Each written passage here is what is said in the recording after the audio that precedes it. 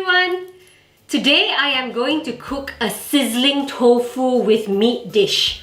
As you can see, there are many plates, but don't be intimidated by the amount of ingredients because it's actually a very simple process. The first thing I'm going to do is marinate minced meat and soak these dried mushrooms so that I can dice it later on. After that, I will mix a number of different sauces just in preparation, which we will then mix together with some water and corn flour. After that, what we're going to do is deep fry egg tofu, as you can see. And the reason why we're using egg is because it actually holds its shape. I tried using regular soft tofu last week and it just disintegrated and became nothing and I had to chuck it out.